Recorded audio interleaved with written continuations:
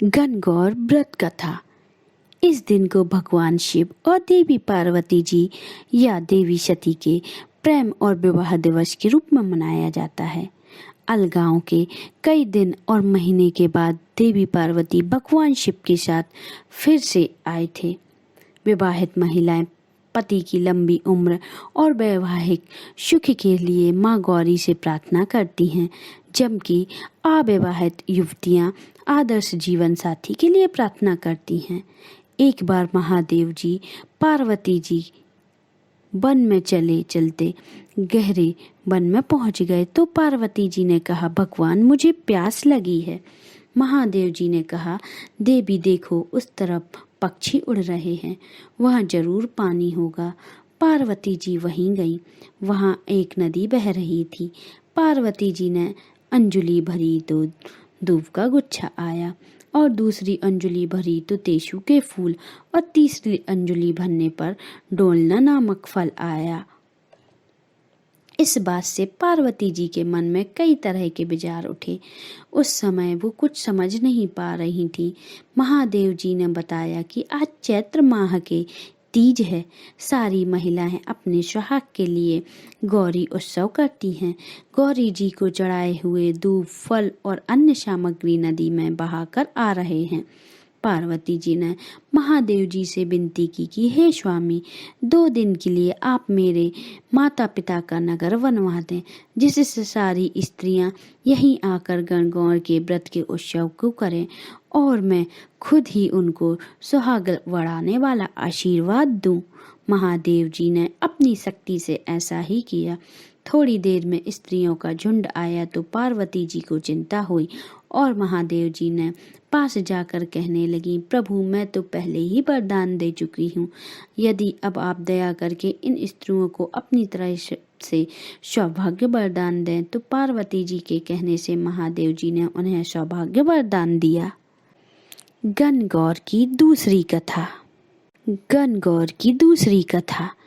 एक समय की बात है, भगवान शंकर माता पार्वती जी एवं नारद जी के साथ भ्रमण करते हुए चल दिए।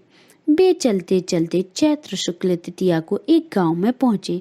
उनका आगमन सुनकर ग्राम की निर्धन स्त्रियों ने उनके स्वागत के लिए थालियों में हल्दी एवं अक्षत लेकर पूजन करने हेतु तुरंत पहुंच गईं। पार्वती जी ने उनके पूजा भाव को समझकर सारा सुहाग रस उन पर छिड़क दिया। वे अटल सुहाग प्राप्त कर लौटी। धनी वर्ग की स्त्रियां थोड़ी देर बाद अनेक प्रकार के पकवान सोने चांदी को थाली में सजाकर पहुंची। इन स्त्रियों को देख भगवान शंकर ने माता पार्वती से कहा, तुमने सारा सुहाग रस तो निर्धन वर्ग की स्त्रियों को ही दे दिया, अब इन्हें क्या दोगी? पार्वती जी बोली, प्राणनाथ, उन स्त्रियों को ऊपरी पदार्थों से बना रस दिया गया है, इसलिए उनका रस धोती से रहेगा, परंतु मैं इन धन वर्गीय स्त्रियों को अपनी उंगली चीरकर रक्त का सुहाग रस दूंगी, जो मेरे समान सौभाग्यवती हो जाएंगी। जब इन स्त्रियों ने पूजन समाप्त कर लिया, तब पार्वती जी ने अपनी उंगली चीरकर उस रक्त को उनके ऊपर छिड़क दिया, जिससे जैसे छींटे पड़े उसने वैसा ही सुहाग पा लिया। उसके बाद पार्वती जी अपने पति भगवान शंकर से आज्ञा लेकर नदी में स्नान करने चली गईं। स्नान करने के पश्चात बालू की शिवलिंग की मूर्ति बनाकर पूजन किया, भोग लगाया तथा प्रदक्षिणा करके 2 कणों का प्रसाद खाकर मस्तक पर टीका लगाया। उसी समय पार्थिव शिवलिंग से शिव जी प्रकट हुए तथा पार्वती जी को वरदान दिया, आज के दिन जो स्त्री मेरा पूजन और तुम्हारा व्रत करेंगी उसका पति चिरंजीवी रहेगा तथा मोक्ष को प्राप्त होगा। भगवान शिव यह वरदान देकर अंतर्ध्यान हो गए। इतना सब करते करते पार्वती जी को काफी समय लग गया।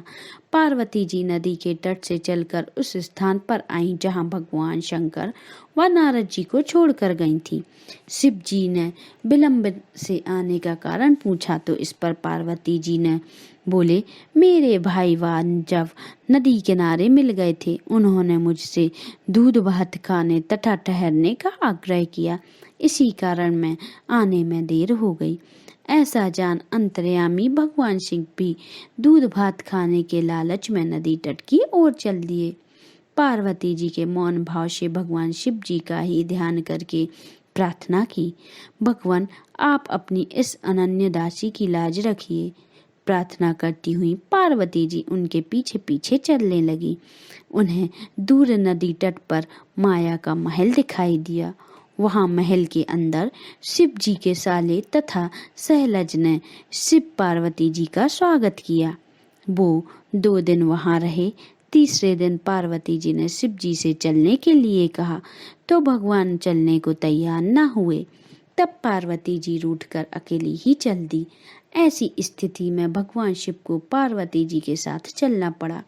नारद जी भी साथ चल दिए। चलते चलते भगवान शंकर बोले, मैं तुम्हारे मायके में अपनी माला भूल आया। माला लाने के लिए पार्वती जी तैयार हुई तो भगवान ने पार्वती जी को न भेजकर नारद जी को भेजा। वहां पहुंचने पर नारद जी को कोई महल नजर नहीं आया। वहां दूर दूर तक जंगल ही जंगल था। सहसा बिजली कौंधी। नारद जी को शिव जी की माला एक पेड़ पर टंगी दिखाई दी।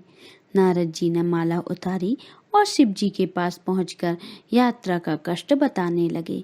शिव जी हंसकर कहने लगे, यह सब पार्वती की ही लीला है।